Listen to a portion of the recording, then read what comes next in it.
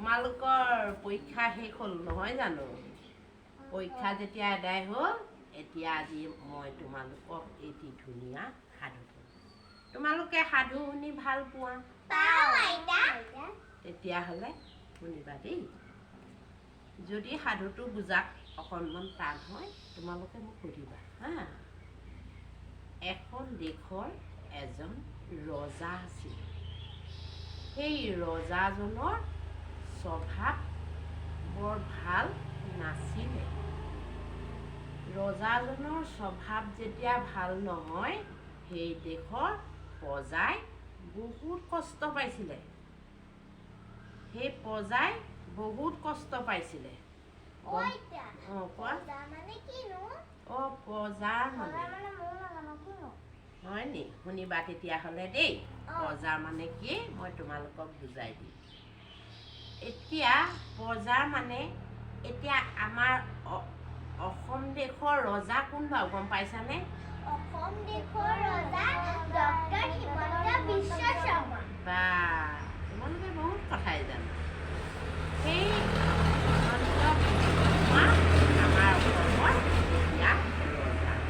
আমিবিলাক প্ৰজা, আমি সকলো প্ৰজা।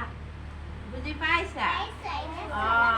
সেই দেশৰ যিসকল জনসাধাৰণ তেওঁলোককে কি বুলি কয়?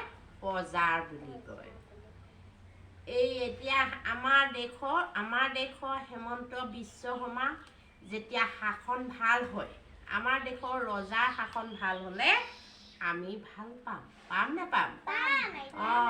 এতিয়া আমাৰ এই অসম দেশৰ জনসাধাৰণে বহুত ভাল পাইছে, কাৰণ ৰজাৰ শাসন ভাল, সেইলৈ বহুত ভাল পাইছে।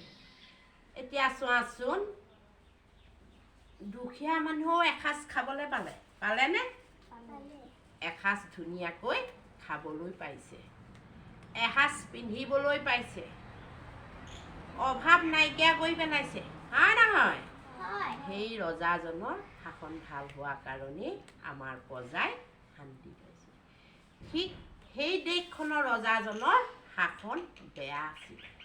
তাত প্ৰজাই বহুত কষ্ট পাইছিলে, প্ৰজাসকলৰ বহুত কষ্ট হৈছিলে। ৰজাজনৰ স্বভাৱ মানে কি গম পোৱানে?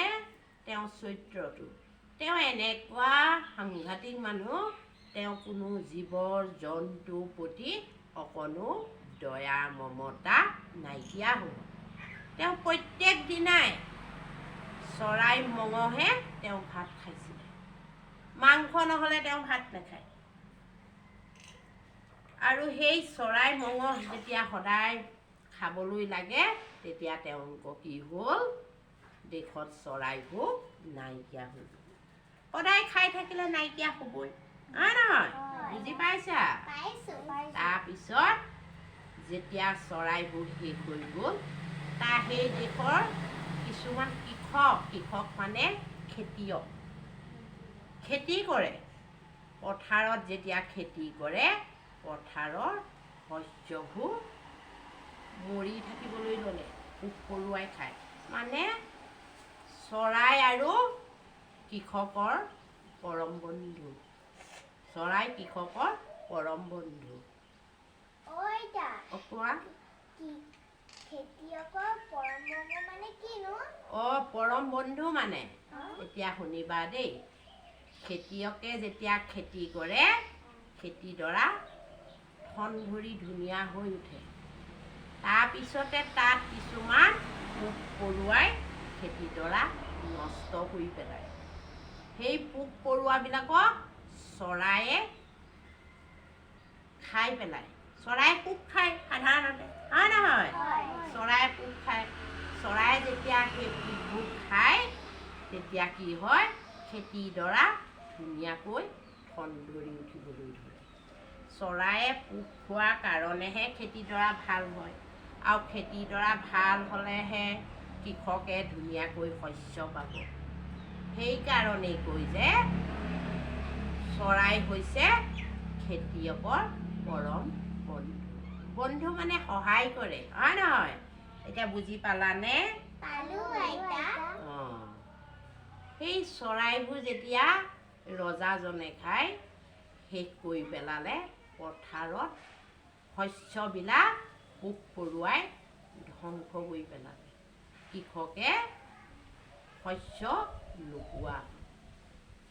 নোপোৱা হোৱাৰ ফলত সেই দেশৰ টনাটনি অভাৱ অনাটন হ'ল গম পাইছানে অভাৱ অনাটন হ'ল আৰু প্ৰজাই বহুত কষ্ট পালে তোমালোকৰ সাধুটো শুনি কেনেকুৱা লাগিলে